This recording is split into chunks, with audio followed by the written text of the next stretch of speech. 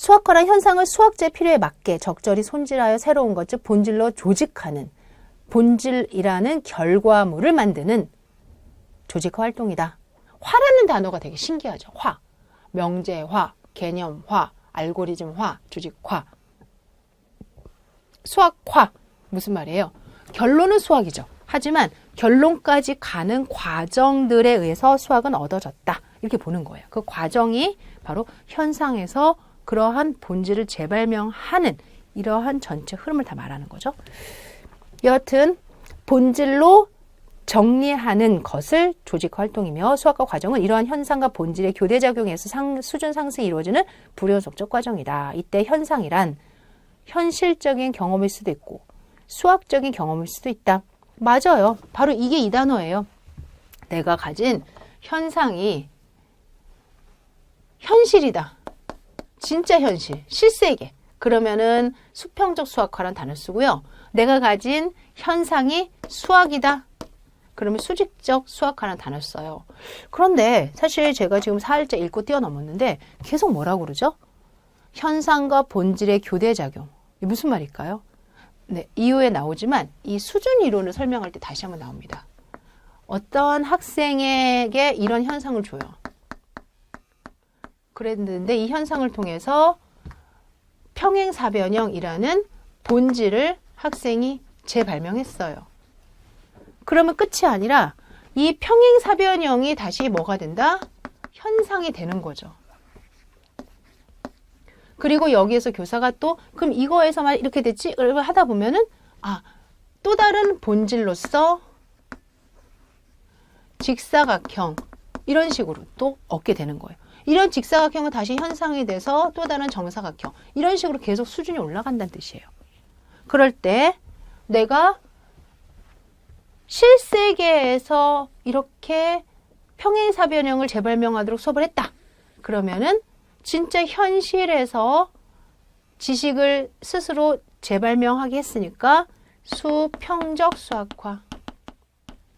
특별히 수준에 대한 이동은 아니잖아요. 현실에서 수학이 아닌 거를 찾아낸 것 뿐이잖아요.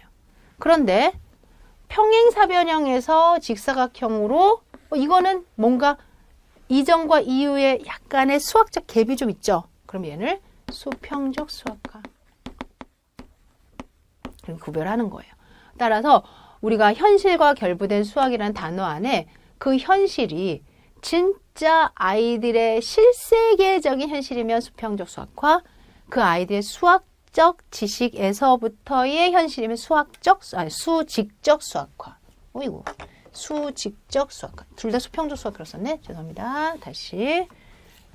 수평적 수학화, 수직적 수학화. 그 다음에 진짜 현실이냐 수학이냐 이렇게 볼 수 있다는 거예요. 지금과 같은 이러한 단어들을 다시 한번 정리하시면서 수학이라는 거를 프로이덴탈은 수학적 활동으로서의 결과로만 보는 기성수학과 수학화 활동으로 보는 실행수학. 따라서 실행수학이 진정한 수학이다. 이렇게 얘기했겠죠.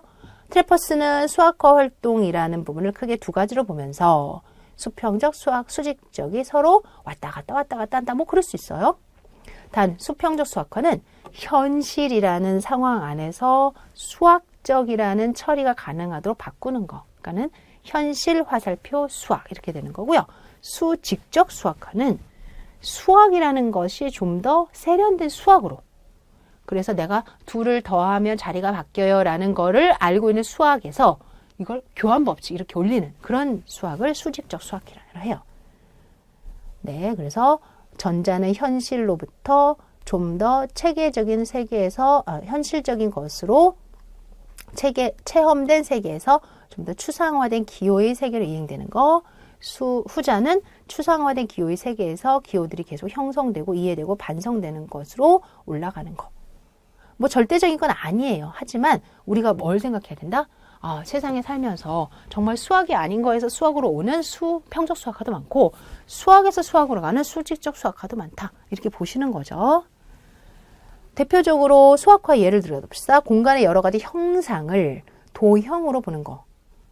그 다음 이런 거를 공간을 수학화하는 것. 여러 가지 법칙에 따르는 자연계의 양의 변화 관계를 함수로 파악하는 거, 그 다음에 기하를 대수, 식을 붙여가지고 대수화하는 거, 또 해석학을 수치적 방법으로 재구성하는 거, 지렛대 법칙이나 무게중심을 대수적으로 바꾸는 거 등등 모두 다가 수학이 점점 나아지는 거예요. 그런데 이 공통된 측면이 뭐였죠?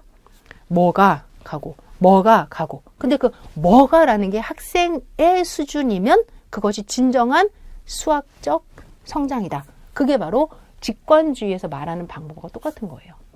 직관주의라는 이 직관은 엄연한 그 연구자의 출발점을 말하는 거거든요. 따라서 학생들도 연구자가 되어서 출발점에서 시작이 돼서 가고 하면 이런 걸 다른 말로 국소적 조직화라고 하는데, 국소적으로 학습이 이루어지면 학생들도 진정한 수학자가 된다라는 거죠.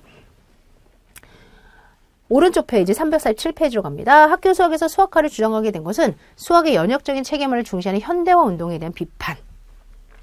프로이덴탈을 비롯한 많은 수학자들이 수학을 닫힌 세계로 제시하는 데 반해서 수학을 학습하는 최선의 방법은 학생들의 창조적인 활동에 의한 것임을 강조하면서 수학이 형성되는 과정을 학생들 스스로 경험할 수 있도록 할 것을 촉구하게 됩니다.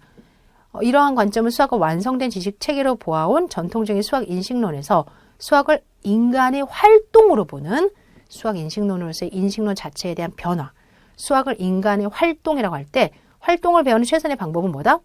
자기가 스스로 수행할 수 있는 어떤 현상에 놓이고 그 현상에서부터 수학을 조직화하는 내용으로 가는 거죠.